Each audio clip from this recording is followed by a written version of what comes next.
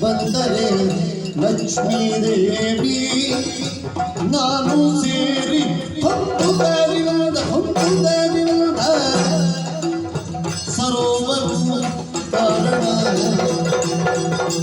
ನಾನು ಸೇರಿ ಹೊಂದುವುದರಿಂದ ಸರ್ವಕ್ಕೂ ಕಾರಣ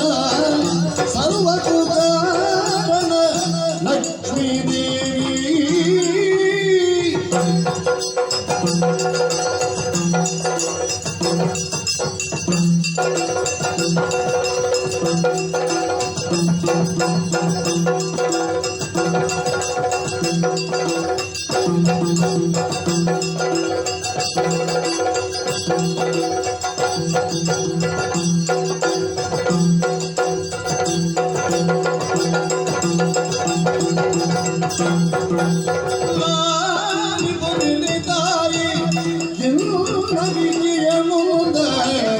ಲಕ್ಷ್ಮೀ ದೇವಿ ಲಕ್ಷ್ಮೀ ದೇವಿ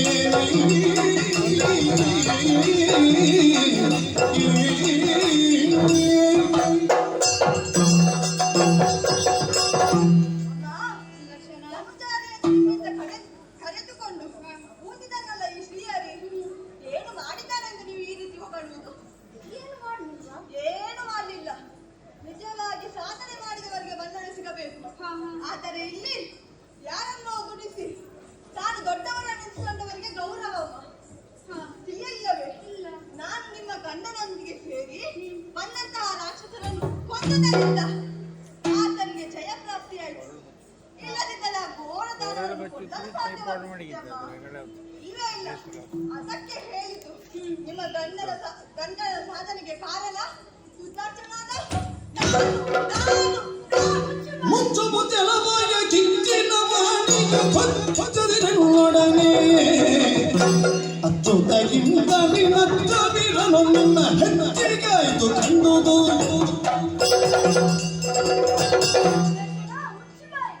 ಬಾಯಿಗೆ ಬಂದ ಹಾಗೆ ಮಾತನಾಡಬೇಡ. ಮಾತನಾಡುವಾಗ ಮತಿ ಮಿತಿ ಎರಡೂ ಬೇಕು, ಗೊತ್ತಾಯ್ತಾ? ಹೇಗಾಯ್ತಮ್ಮ? ಅಬ್ಬ ನಿನ್ನ ತಲೆಗರಳಿದ ಸೊಕ್ಕೆ ಏನು? ಚ್ಯುತಿ ರಹಿತನಾದ ನನ್ನ ಅಚ್ಯುತನಲ್ಲಿಯೇ ದೋಷವನ್ನು ಗುರುತಿಸುತ್ತಿರುವೆ ಅಲ್ಲ? ಹೌದು ಸುದರ್ಶನ, ಉಜ್ಜಿದರೆ ಮತ್ತಳೆ ಆಗುವುದಿಲ್ಲ, ಎಡೆತ್ತಿದ ತಕ್ಷಣ ಸರ್ಪವಾಗುವುದಿಲ್ಲ, ಗೊತ್ತಾಯ್ತಾ? ಇನ್ನು ಮಾತನಾಡಿದ್ರೆ ಜಾಗ್ರತೆ. ಅಮ್ಮ ಬಿಟ್ಟು ಬರ್ತೇನೆ. ಕಂಡುದ ನೋಡಿದರೆ ಕೆಂಡದಂತ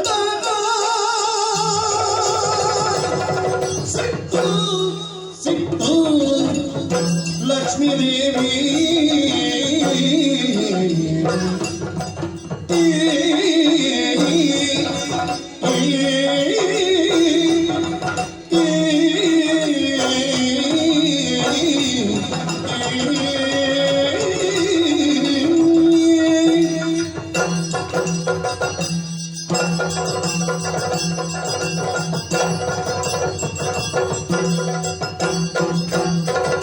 ಕಂಡುದ ನೋಡಿದಲ್ಲಿ ಕೆಂಡದಂತ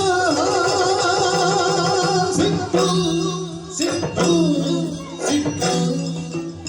ಲಕ್ಷ್ಮೀ ದೇವಿ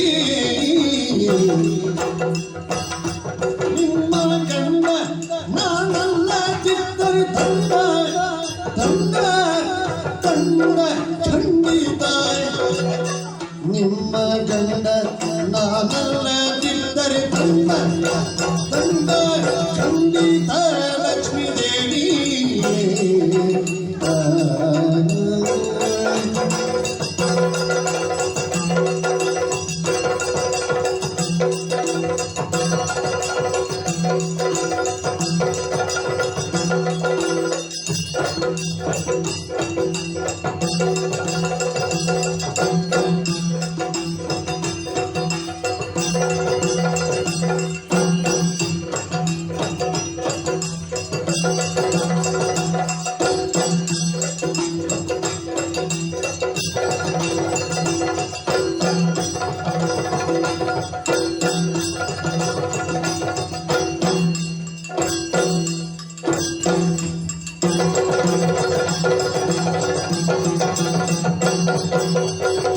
ಕಂಡುಗ ನುಡಿದರೆ ಚಂಡದಂತ ಸಿಟ್ಟು ಸಿಟ್ಟು ಲಕ್ಷ್ಮೀ ದೇವಿ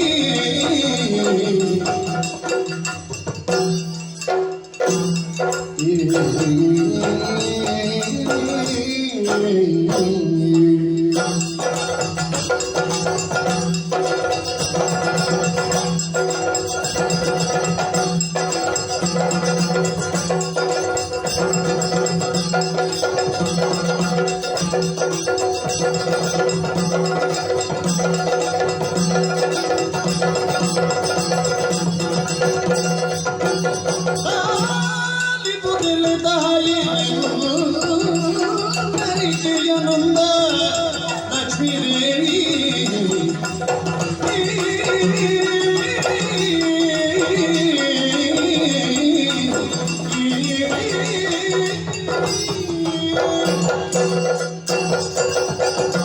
ಅಪ್ಪ, ನಿಮ್ಮ ಸಿಟ್ಟೆ ನಿಮಗೆಷ್ಟು ಸಿಟ್ಟು ಬರುತ್ತದೆ ಎಂದು ನನಗೆ ಇವತ್ತೇ ತಿಳಿದದ್ದಮ್ಮ. ನಿಮ್ಮ ಸಿಟ್ಟು ನೋಡಿ ಅಂತೆ, ಸಿಟ್ಟಿನಲ್ಲೂ ಮಾತ್ರ ನೀವು ಚೆಂದಮ್ಮ. ಮೊದಲೇ ನಿಮ್ಮ ಮುಖ ಸೌಂದರ್ಯ ಕಲೆಯಿಂದ ಬಿಡಿಸ್ತಾ ಇದೆ, ಈಗಂತ ಕೇಳುವುದೇ ಬೇಡಮ್ಮ. ನೋಡಿ ಅಂತ ನಿಮ್ಮ ಮುಖ ಕೆಂಪಾದದ್ದು ಈಗೊಂದು ಮಾತು ನೆನಪಿಗೆ ಬರುತ್ತದೆ. ಕಂಡದ್ದನ್ನು ಕಂಡ ಹಾಗೆ ನುಡಿದರೆ ಕೆಂಡದಂತ ಸ್ವಾಮಿ, ನೀವು ಕುಳಿತುಕೊಳ್ಳಿ.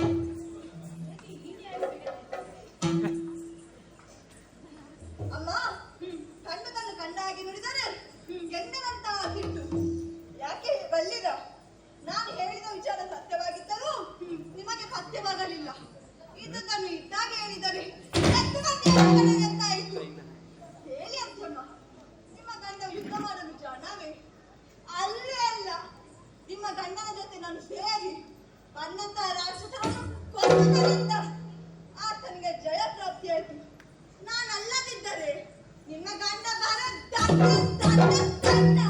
ದರ್ಶನ ಸರಿ ಸರಿ ರಮಣನು ಮಧ್ಯ ಬರಹ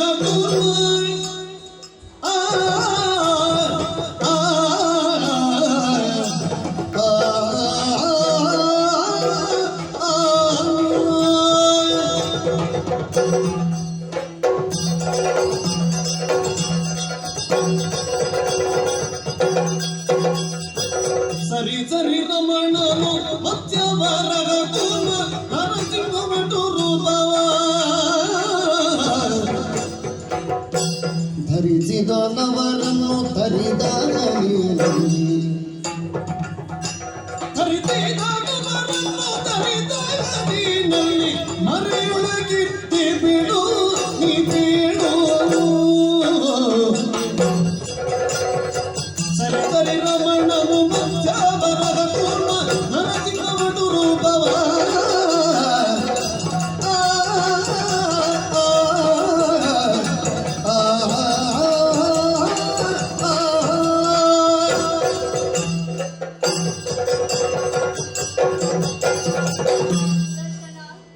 ನಾನು ಸರಿ ಎಂಬುದರ ಅರ್ಥ ನೀನು ಹೇಳಿದ್ದೆಲ್ಲವೂ ಸರಿ ಎಂದು ಅಲ್ಲ. ಮತ್ತೇನಮ್ಮ? ನನ್ನ ರಮಣನ ಬಗ್ಗೆ ಬಹಳ ಕೇವಲವಾಗಿ ಆಡುತ್ತಿದ್ದೀಯ.